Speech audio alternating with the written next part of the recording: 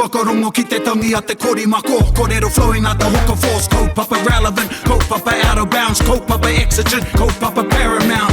Nā kona whakapiri mai ki te kaupapa tino whakahira hira whakarongo pi kari kari mai. Hare hare mai, o Taringa hare hare mai. We gotta gather up close everybody. Gather up close everybody. Kani move that body. Kani move that body. Hea te ngāru he ngārahu kauri I whakatairangi tierere tene huirere ki wherere ki a tangata koe rā tēnā maumai ne mau te nā marangai. Marangai ki uta, marangai ki tai. Ei, ko te marangai tēnei o Taringa. And here we are coming at you from the bustling metropolis of Taumati. Te pukapū o Taringa, te purau te wānanga o te aroa. Tēnā rawa te koe te katoa ngai Taringa, o mua, o te wā, whenever. Here we are. However, whenever. Mātou ko aku hoa, aku rangatira e mihi ana kia koutou. Tēnā koutou. Tēnā koe. Tēnā tātou. Tēnā koe, guys. Tēnā koe, guys. Tēnā koutou koe. Tino koe. Tino koe. Ha. Wanapana Taima. Okay, Wanapana Taima. Wanapana Taima. Yeah. And a kiwaha. And a kiwaha. Kiwaha. Wanapana Taima. Wanapana Taima. Roa te wā. One of the kiwaha that came up. Yes. Pretty cool. Maua kenei. Maua kenei. Maua kenei. Maua kenei. Maua kenei. Maua kenei. Yeah. Maua kenei.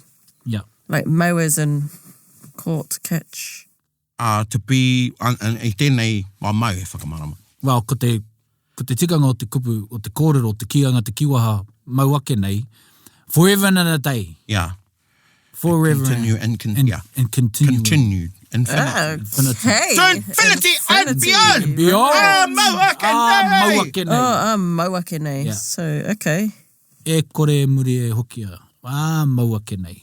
All right. Ka whawhai tonu au ki ako. Oh, yes. Maua kenei. Maua kenei. Went on. He or she. Or she. Didn't say that. They said ake. So he ori te ki te rānira. Yep. Okay. Yeah. Maua kenei. Ka u tonu au kia orai tō tātou reo. Kia ora. Kia ora. Maua. So that's it fronted. So Yeah. you can do it. You can do it front today? Yep.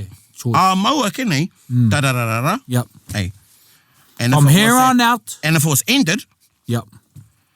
what you put at the end. If it was Of the ended. sentence. Like, ka u tonu au kia orai tō tātou reo. Maua kenei. Maua kenei. Maua kenei. Ka u tonu au kia orai tō tātou reo. Yeah. Same. Whakapono au I a koe. Maua kenei. Maua kenei. Thank you. I felt So I it. got it right. Thank you. Yeah. Huh? Oh. So here You've been telling me the truth. Well, you did say. I believe in Good what one, great. you were saying. Got it.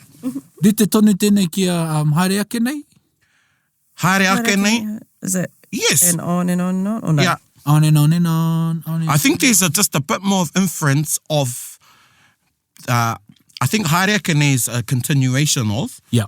same sort of te wairua, engari ko te maua ake nei is There's no end. steadfast. Steadfast. Yeah. Yeah, this will maua carry ake nei. on in a steadfast way. Yeah. Kua marama koe ki te kiwaha, Erika? Maua kenei. Ia! There you go. So, koe rā tērā. Yeah, me. Maua kenei. Maua kenei. Maua kenei. Maua kenei ka mate te tangata. Yes. Maua kenei ka mate te tangata. And you will hear about that in our Wanapana Taima. So, let's launch into it. Let's launch into it. E wa mā ki tō kānga pau. Yeah. Settle in. A blanket. A blanket. If you're driving. Pull over. Put your noise Pull over. cancelling. Here we If go. you're at home, put your noise cancelling. Wanapana Taima. Whakarongo mai. Gather up close, everybody.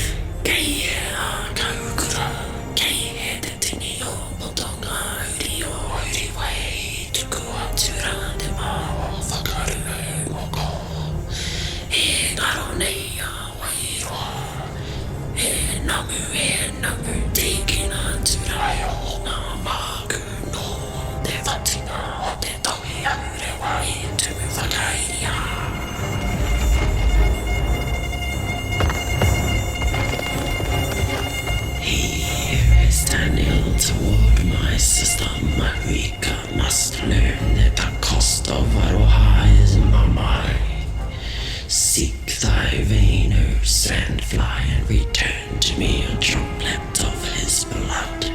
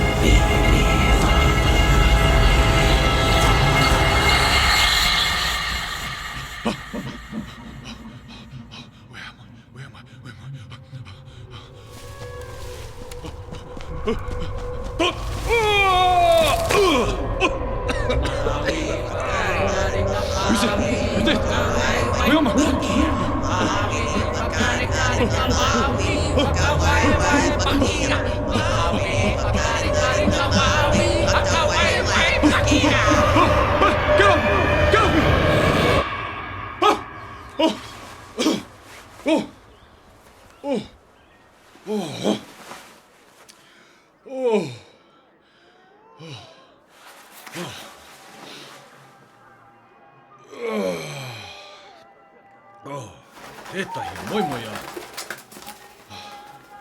Oh, man, what a dream.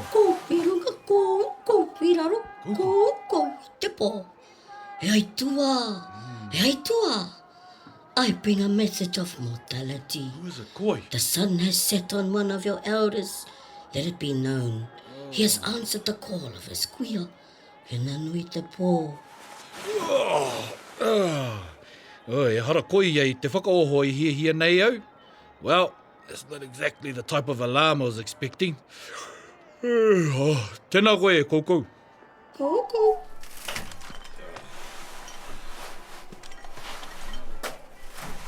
You can see what's happening outside. E hana koutou. Orena pāpā. What's happening? Tō tupu ai me koreke tō tau ke te ia koe. You look like a dog's breakfast, boy. Kia poho rupe mai e paps. Kia mahara koe. He that is without sin cast the first stone.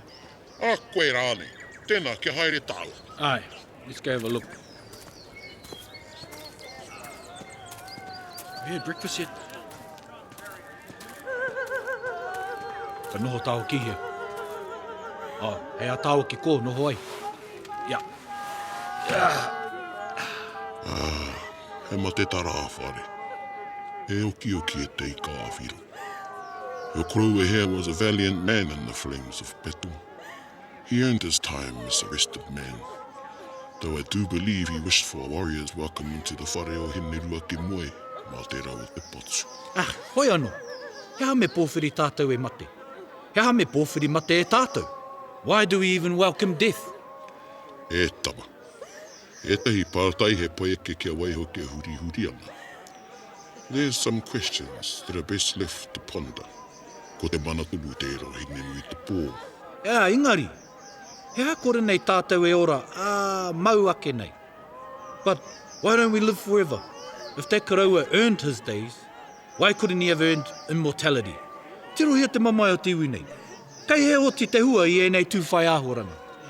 E taku pōtiki. Me aro ki ngā mea kai tōihu. No whē tae e wai a mate te kaupare atu. No one is exempted from death.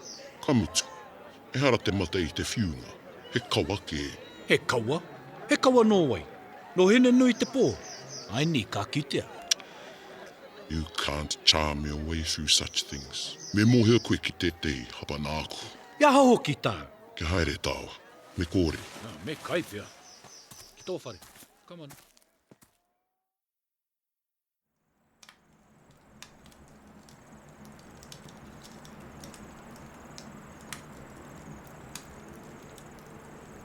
E mā. I hapa i te wā i tohi ai au i a koe i te wai o tumu whakairia. I made an error in the rites that were performed over you when we first met. I knew there was going to be a price to pay.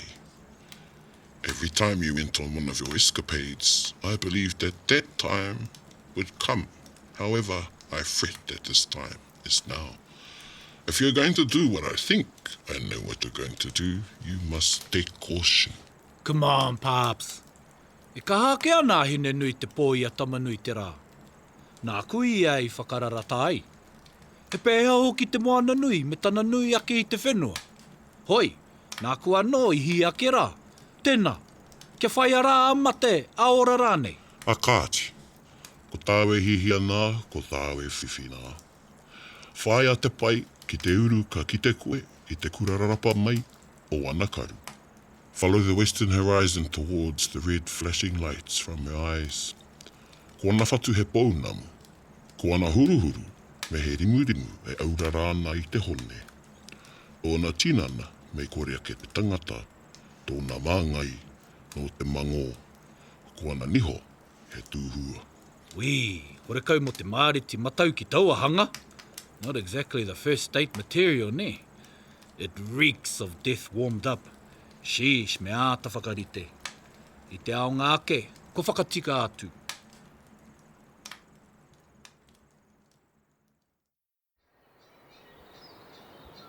E ngā manua tāne, mirumiro! Hore hore! Tai tauranga! I takataka! I te pūnangu! Rere mai, rere mai! Tēnā tātou! Ko te haere ki a Hine-nui-te-pō ki te tiki I tana manawa kia ora tonu ai te tangata. I'm setting off to see Hine-nui-te-pō to achieve immortality. Join me! E, weta? Rā hea koe haere ai. By what way will you get there? Na. Not you, bro. Hoi nā no tāu, he mate. Ko, ha, e Māui, e. Hoi nā no tāku, he karere. Anei taku karere kia koe. Ki aia e māra mana ki te ora me te mate ano, he mea kihei I whānau mai, e mate atu hoki. That which is a way of life and death is itself neither born nor die. Ko. Oh. Sorry, bro. You were saying? Ko. Oh, no, but rā tā he ke roa koe haere ai kia tai atu kia kohu rau. Mā reira e huatu ai kia kautere ragi. Ko reira ko te whare o whakarua moko ko pō takarongo. She is in slumber leaned against the pō toko manawa. Koru hai ai te nui o ana takitaki mā kutu ko. E nui rawa tō mōhio e kou. Sometimes I think you know too much. Oh well. Hoake tātou. Manu mode!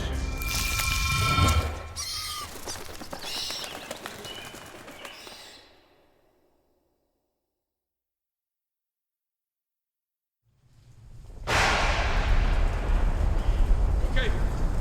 We'll land just over by the marae. Keep away from that lava. And when we get down there, radio silence and warm up. Dive!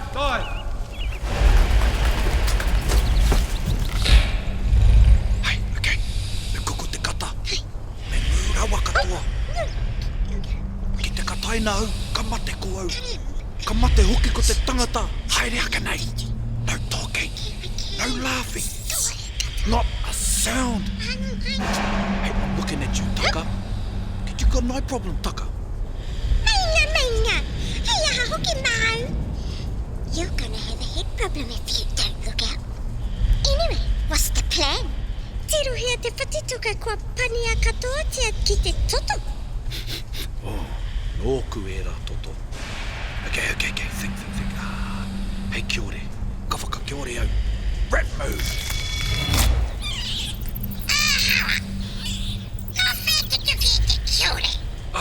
Okay. Hei, taroa. Worm move. Okay.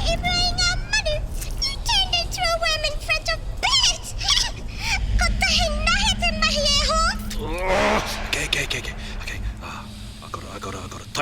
Taiwa. Lizard mode.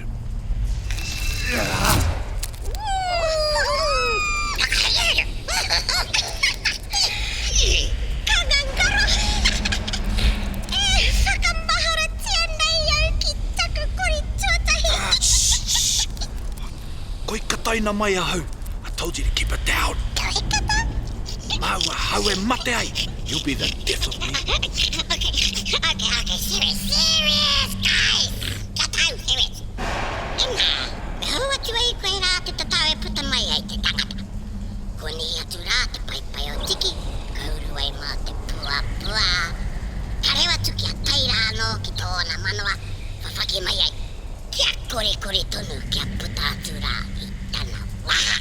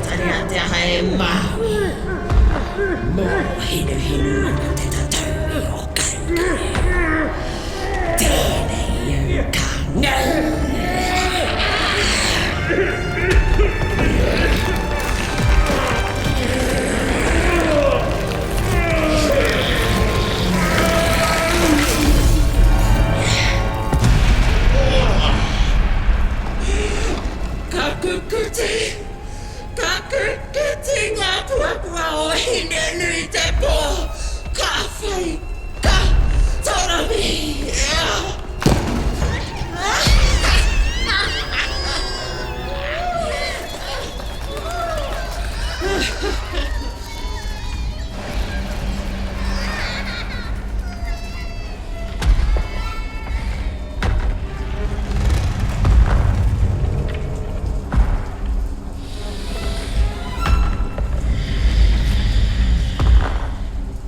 Ia ki monga, me mate te tangata. Ka whakamate ai au te tangata i te ao, i te pō. Ka tangihia ai o koutou mate. Kia mate aone ai koutou ki a koutou anō. E hoki e Māui, e hoki ki te pūtahi nui ārehu. Ki te huinga kahurani e o te atu ai. E o te atu ai, e mā, haere e Māui.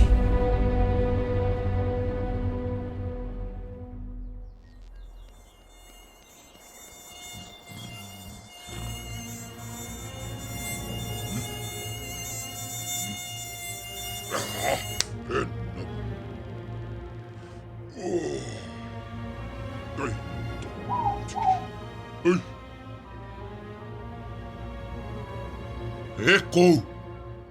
E aha te ki. Kou i runga. Kou i ro. Kou i te pō.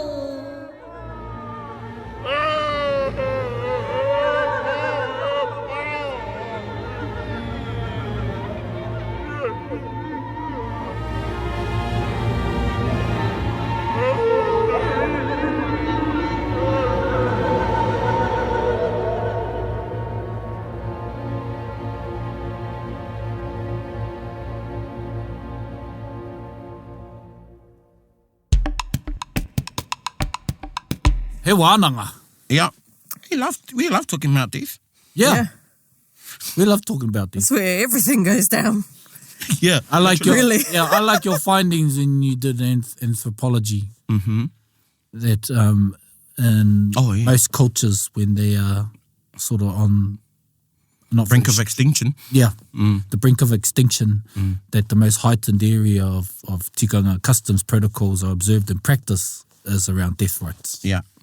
Koina, you'll get a whole confluence of ritenga, tikanga, kawa, and your practices dealing with farewelling. Yeah. And, that's closure. Eh? Yeah. So, koe rā tērā. Yeah. And it Engari, should be. kia hoki tātou kia aro tātou ki. And, ngā mihi nui kia koe, bro. Yeah, Yeah. pai. Yeah. Ihi mai. You really We enjoyed that. burnt the midnight oil. I enjoyed it. Yeah, well, my He was up in the witching hours. witching hours. Yeah. I spent all night.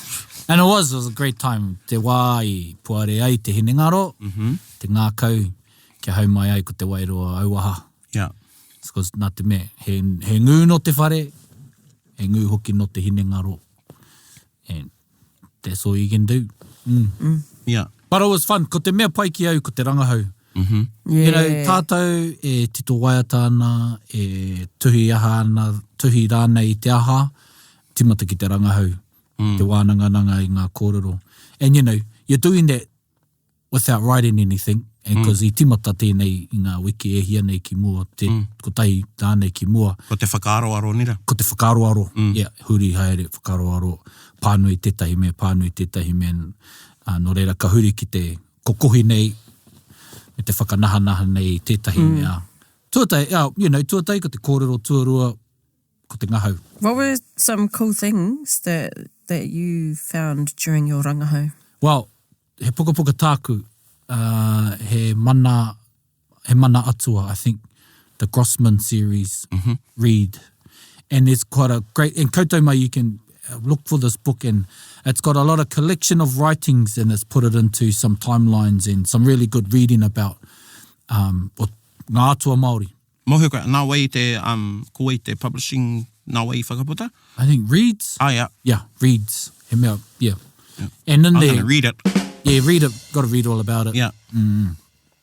But nā, pai ngā kōrero, and I saw things like, you might hear, Mahuika is a sister to Hine-nui-te-pō. Yeah, I didn't know that. E raua mōhio ko wai te teina te tuakana rānei. Also, Hine-nui-te-pō, the effort of Hine-nui-te-pō to exact vengeance. And some of the tuhinga. So, hei tā ētahi kōrero e hoa mā kau e whakatukangia o whakaro ki te kōrero ko tahi. Koe nā hoki te mea nui. So, a lot of our Once Upon a Time are sort of collections of kōrero, but trying to maintain the main themes which we might address or might highlight. That's the main koina te kōrero te akamatua. But things like that, like there was a sister, and it sort of gives you an idea of timeline that she didn't like what Māui had done, the Māui's actions towards Mahuika in obtaining fire, and then also her efforts to exact vengeance by getting a sample of toto. Mahi mākutu, so for those ones. Tana oho. Tana oho. Ai, tana oho. Hei oho ngā māku. Oho, hei ngā mā. So, and there's also things like, should we put that in? But Yeah. we'll leave out. But things like, I tukuna ia te kahukura i te tuatai. Te tuatai tukuna ia te kahukura. She sent the butterfly to go and get a sample. And he... Did you know that's what you... No, I did not know that. Yeah. He was like, what's the first line? Kei hea koe kahukura. Yeah. Yeah. Because I was going to do the whole line, then goes. I was like, nah, just put it in that. She goes, yeah. And that was a kahukura, and supposedly the kahukura is a uri of Huriwai, whoever that is, or that was sent out from the marae of Ruamoko. So another kōrero there, another dot. So I'm trying to get a little bit out. Ruamoko then sent the wairoa, but the wairoa was too noisy. Māui caught it, slap. And Right. sent the namu, sandfly. Yeah. Which was more quiet, more stealth. Stealth. Yes, and brought back Covert. a sample. So it's already SAS started. of insects. SAS of insects. Yes. Yeah. And so all that kōrero, man, it's massive. So, just to unpack that part, especially ki te hunga ua kia tātou anō e noho nei, e runanga nei, wānanga nei, hea tā ngā rara mahi? He ngau i te, he ngoto i te, ngote i te tote, toto. Toto. Kia mākutu, or like for... So take a oho. Take a oho, yeah. Because now this is a hard question, Erica. So oho is the word for a piece of a person. Yeah. And it could be here. Oh. Could be your nails. So just any of their DNA. Yeah. Yep. Koe rato oho. But what in that oho did Hine-nui-te-pō need to attain out of Maui's blood? Oh. What, out of his blood? Thought she just... Out of his DNA. So it's something in the blood she needed. Kia mana iaia, tānei whainei ara kia mate iaia Māui. She needed to get this. His Māori. Ooh, close. But yes, because they're intertwined, so it's one of the other two.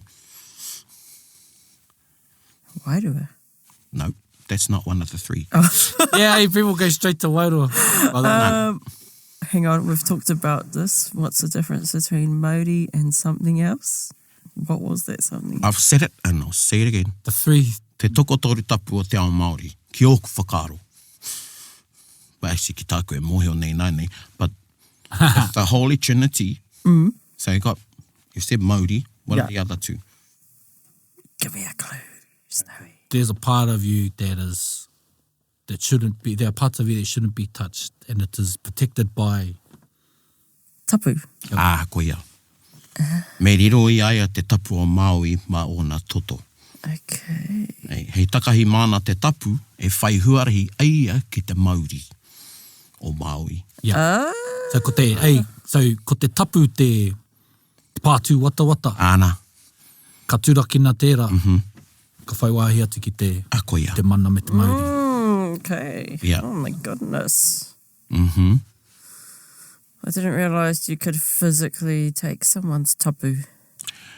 She didn't take it. She used it to defile the tapu as an entry point for her to kill Māui. Figure of fortification, and you get the codes to unlock or so that's compromise his force field. And, ko Māui tēnei, Māui tupua, Māui hangahanga rau, Māui pōtiki, he arāna ingoa mō Māui, mō te... he manga ia tua a Māui. Manga ia tua, ai. Superhero. Yeah. Manga ia tua. And so his force field, his tapu, but there was a chink too in the armour of that because, and you said it too, and koe that's why the Māui stories are the gift that keep on giving. Oh, absolutely. Kaua koutou tātou e pēnei, I know about Māui and the fish. Yeah, man. We've talked about the kahu o te wai. And a lot of the stories pertaining to Māui, karaeki myth, histories, yeah. He kōrero anō. And what you learn from primary school pretty much, and kohanga. Yeah. Primary school. Peter Gossage, Mihiana. Yeah. My taku pōtiki, waria. Oh, the main artwork. Gossage, yeah. So that's the kahu o te wai. Got the kahu o te wai, yeah. That's the surface, yeah. Yeah, the exoteric, but the esoteric taonga, kurahuna, koe nēnā kōrero. But that knowledge was kept because you're teaching someone he mākutu tēnei. He mākutu tēnei mahi a Hine-nui-te-pō. E riro ai aia, e takahi ai, e whati ai rānei aia te tapu o Māui, e whai wahi ai ki te Māori o Māui. E mate ai aia Māui. So, kare pai ki a whakaako nei rāhuatanga. Engari he karaki anō, he whakahaere anō. Yeah. And there are code of things that you need to do in a particular ora. E ai ki te whakapono Māori, ki te atuatanga Māori, e riro ai a koe. Te tapu. Takahi ai rānei. Okay. Yeah. Especially ki te uho o te ora o te tangata ko tana Māori. Yeah. Scary. Tung. Scary, fantastic, terrifying, amazing. Amazing, yeah. Engari, koe nei te... And this is really te kahu o te wai o te kurahuna. Ai. I te mea he mea no e huna ana, I roto I o na hunanga. Yeah. There's things hidden in its hidden places.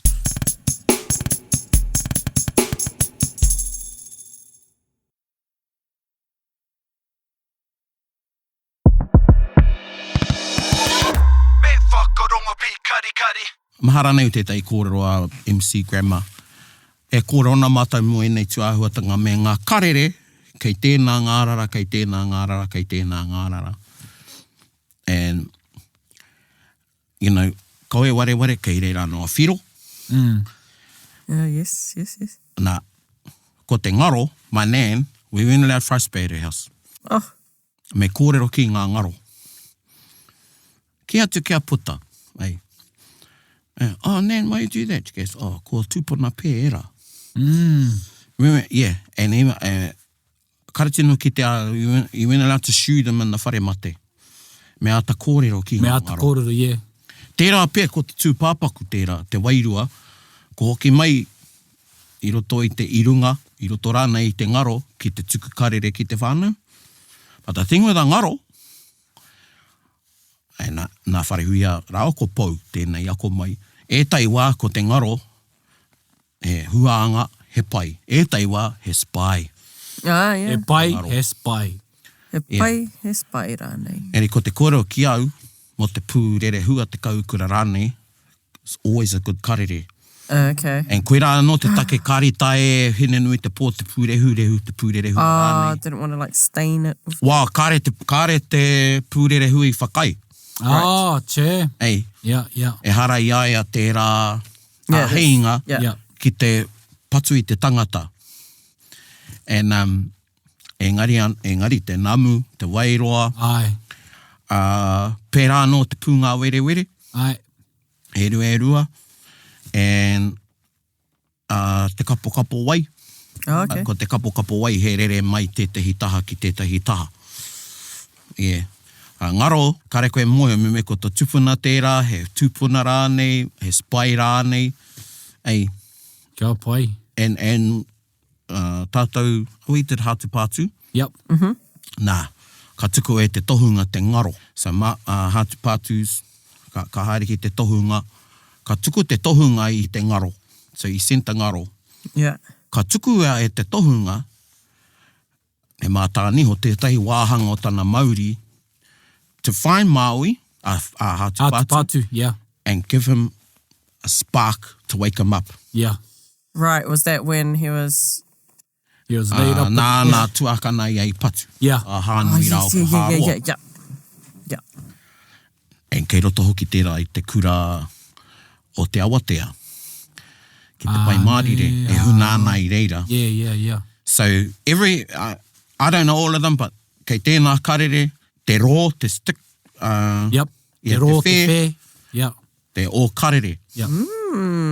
Yeah, te waia te te ona Oh, waia well, make me tātu. think a bit different about, when I find a fly in my house. I could tell you some stories, I will one day. But te te o ngā waiata, before when I used to tell this, I'd start crying, because mātou ko wharehuia ko pou, e taraiwana ki te panikiretanga, and I remember it's a place called Te Hāroto, and we've done Oh, yeah, no, Ngāti Hāroto, Heneuru. yeah. I know, Pou's gonna see the batch, te kopuha, kārere ana kōrero mo te whare, and he's gonna say to wharehuia, wharehuia, tā waiata, nā wai anō, nā piki huia, hey, and then either one of them would start the waiata. Anyway, kei tangi au, there's a part in there, tētai o ngā whiti o te waiata, I tuku ara e, hana karere, ko te namu, ko te waeroa, ko te namu poto hei kakati, te mata o te huru piki. And ko te huru piki taku mōhio, he karakia mo te rākau, whawhai, he huru piki, charm. Nā, ko tana huru piki, tā Hine-nui-te-pō, whakahokingia mai te toto Māui, e whai wahi ai au ki te patu I aia. Hey, so yes, those little insects. Wow. That's just the beginning. It's a bug's life. Oh my It's a God, bug's we're only life. on the first line. Yeah, and 14. I want him here too, Erika, because ko te poroporo aki. E poroporo aki tonu tērā. Yeah. Hine-nui-te-pō. Kei pēnei tātou he kinoa Hine-nui-te-pō. Ai. He māramatanga anō kei te pō. Ai. He wahine, he atua, manakia Hine-nui-te-pō. Yeah. Ei, kaua tātou e pēnei o, you know. Te goddess of death. Yeah, I think Oh, some tērā depictions whakaaro of her, Pākehā you know, tērā. even with the obsidian teeth. And, Yeah. te mutunga iho, ka riro mana ngā mate manaaki, Yeah. a rātana kōrero ki a tāne. Kia tāne. Ko koe hei kukume i ngā hua ki te ao, māku ngā hua e kukume ki te pō. She greets them. Yeah. Yeah. Yeah. So So now when at you that see a sort of- fly, I know, are you here for give me a karere or are you just being a nuisance? I only had one friend that treated ngaro like that. And this was years ago. We were young. And this person would go, look at that one there. Don't rush that one away. Or there's one that comes from my car. And I just thought she was nutty. Because we were young. We were in 20s or something. And I was like, oh yeah, whatever. Fly's a fly. Yeah. Yeah. There was only one that said something like that. I was like, oh, okay. true tēnei, e pātai taku wahine. No, just, you said whakapono koe ki au, a maua ke nei. I te kāinga, I'll actually open the door, ka te ka kōrero, e koutou, moi au koutou, I'm going to get a flashback. Koutou ka noho mai, you're going to die. Hey. But they're just a vehicle, e hara tērā i tō tupuna ake. Yeah. If any of you just need to tell me something, go over there. Yeah. Yeah. Pono.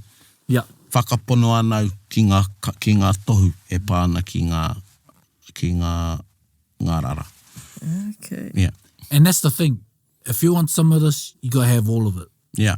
You know, I think it's too much, Picking and whakaaro. choosing. Yeah, but a unicorn stuff going on. Oh, that's a, yes. And I then- like unicorns. Yeah. And when a stampede of kaimai horses come through, they don't want any of it. If you know what I mean, if you catch my drift there, Wama. Yeah. Yeah. You know what I'm saying? Yeah, now I'm saying. Word. I love doing those voices too. Yeah. No, they brought the energy. Oh, you guys heard it, eh? They brought the energy. And we do bang off, right? Nā te pai o tō tuhi. Aye. Yeah. As Rick Rubin said, inspiration first, the artist second, the audience is last. Ah, hey, ha. Hey, ha. He says last, not third. I love it. Yeah. Okay. Okay. Anō, please. Inspiration first. Inspiration first. Te hihiri te mahara. Te hiri te mara. The creator second. Artist second. Yeah. Te kaihanga tuarua. The audience last. Ko te iwi, te whakamutunga iho. A maua ke nei. Mawake ne. Ali, kau, bang, bang, chakalaka, ha.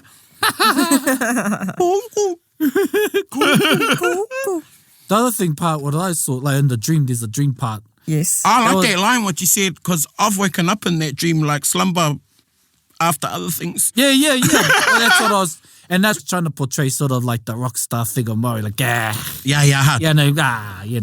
thinking around, sort of like nonchalant about things, ko mate tētahi i ka whiro te iwi. Yeah. And he's like, man, what's up with this? Yeah, Sort of, tana whakahihi.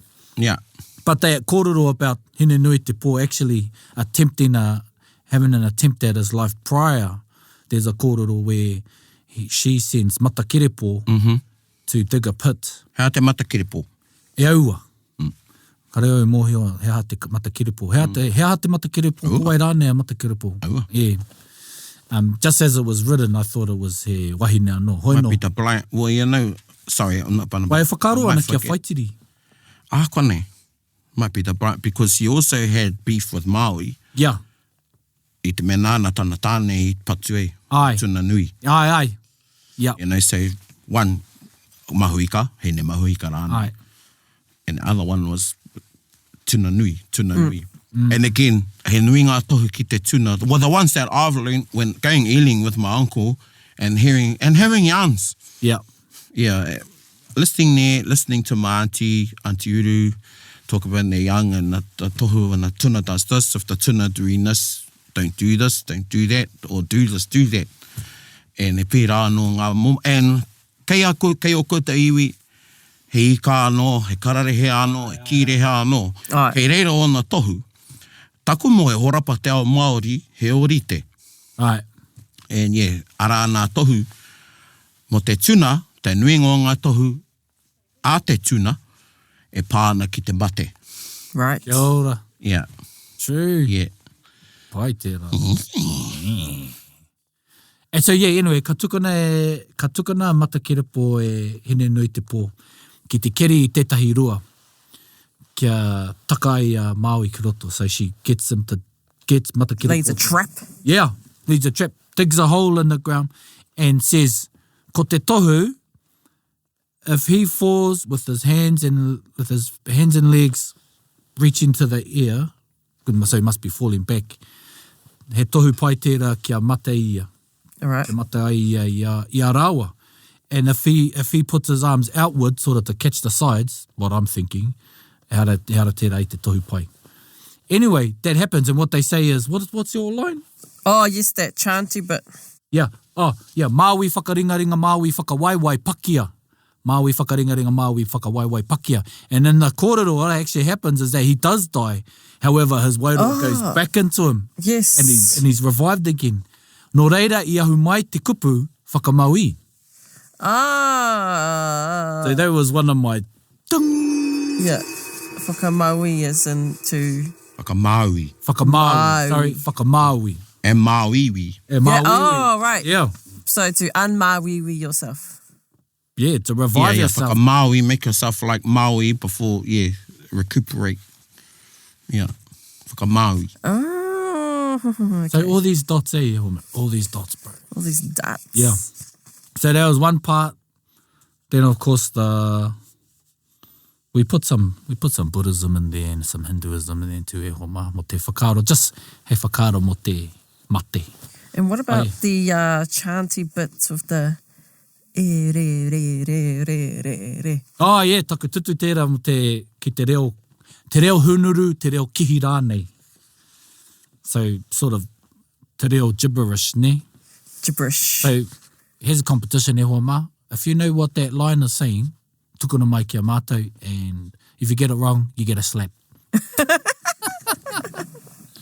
Yeah. Okay, cool. But I was going to do heaps of it, but I was like, nah, too long. So what about the birds that accompanied him? Was there a reason that those types of birds went? Well, anei taku pātai. He hanga momo manu I mua I te tainga mai o te Māori konei. Were they chosen because he mana nui tō aua manu I konei? So were there other manu they used or that other islands used as their karere? Yeah. That's what I always think, You have to discern ngā koro tuku iho. Yeah. No mua no atu tēnei koro I te tainga mai o ngā tūpuna, te unga mai rānei ki konei, tērā rānei. I whānei mai e konei, I timata ngā koro o Māui, rawa ko Hine-nui-te-pō I whea, in the Māui timeline, and in the te moana nui a kiwa I te mea e kōrero anō mō Māui kei ngā mautere Ai. He kōrero anō kei reire e huna ana, hei tūhono mai ki ngā mea, the remnants, I roto I a tātou ake kōrero nei. Yeah. You know what I'm saying? Yeah. Yeah. So, ka kōrero anō mō rāta. Aye. Yes. And he kōrero, All of them. All of them. They weren't in Waipoa chopping down tōtara. Yeah. No, I heard that rata is from Fiji. Well, he mea he rāta anō I Hamoa. And True. so, yeah. And do you fellas know where Hine-nui-te-pō mohi's from? No. Hey, Taringa? toi hene tēnā koe.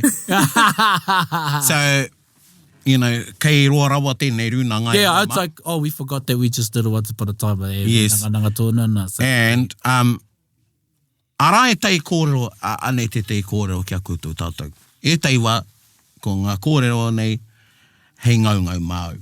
Aye. That's for you to contemplate, ruminate, hei ngaungau. Don't get stuck in it. Nā he wānanga tērā. Kia ora. Ne. Nā e tahi wā, waiho te kai, ngaungau a te kai, whakairihi anō, tiki nā anō a tōna wai tika ana e. And we don't want to be here till 4 in the morning. That's what time he finished the quarter. Which are great hours. I love those hours. I'm friends with those hours. Yeah. So, mehe mea koutou kāre mohi ana no whea Hine-nui-te-pō mohi. Engari tuhine ka nui te mi kia koe, ka tahi anō ia ka whakahoki kōrero mai. Kia ora. Yes, darling. Well, I'm sure they should be thinking that's not what she said. I love you. Thank you very much. E mihi ake ana taringa kia koe. I will catch up with you very shortly. But in the meantime, me te iwi, anei te waiata o te wiki, nā Hine-nui-te-pō moi, Whakarongo mai. Whakarongo mai.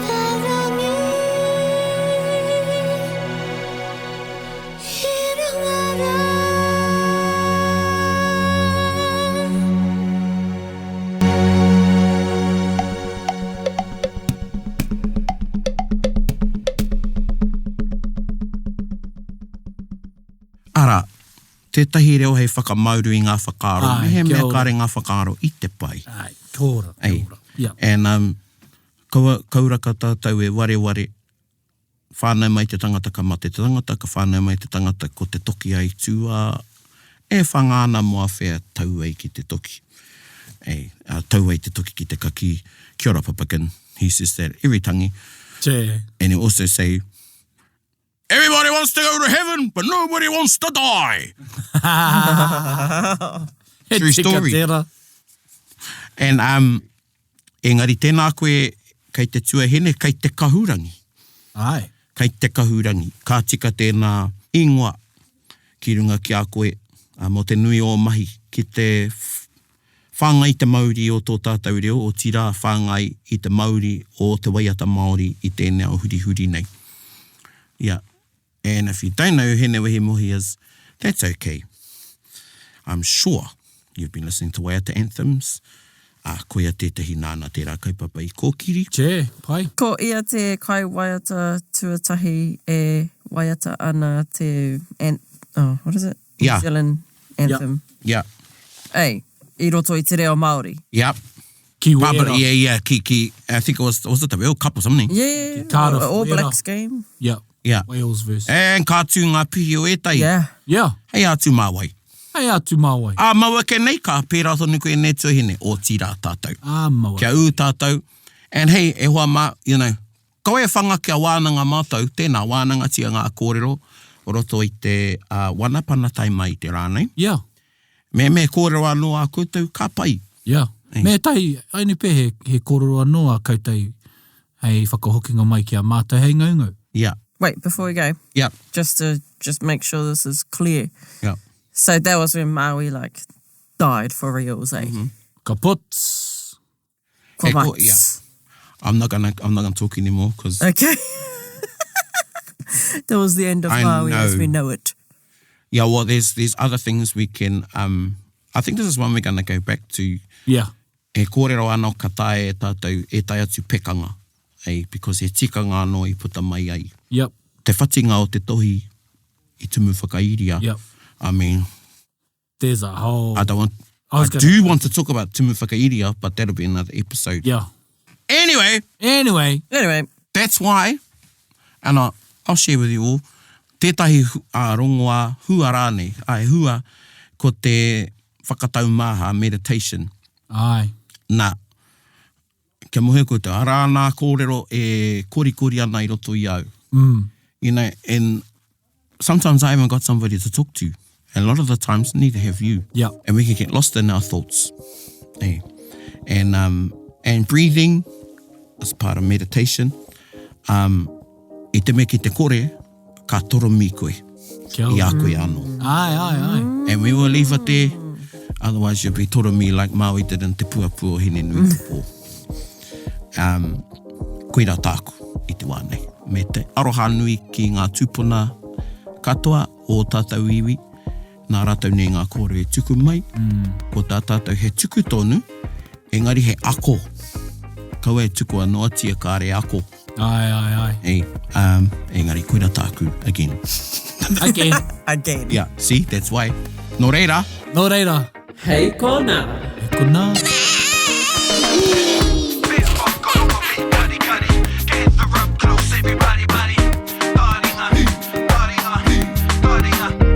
Tahuri mai ki au, whakarongo ki te tangi a te kori mako. Kōrero flowing at the hook of force. Kaupapa relevant, kaupapa out of bounds. Kaupapa exigent, kaupapa paramount.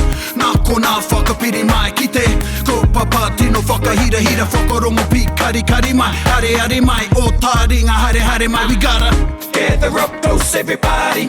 Gather up close everybody. Kani move that body. Kani move that body. Taringa. He mea tuku nā te wānanga o Aotearoa, nā te māngai pāho me irirangi te motu I tautoko. To listen to more episodes, search for us on your podcast app and subscribe, or follow us on Instagram and Facebook. Taringa. Whakarongo mai.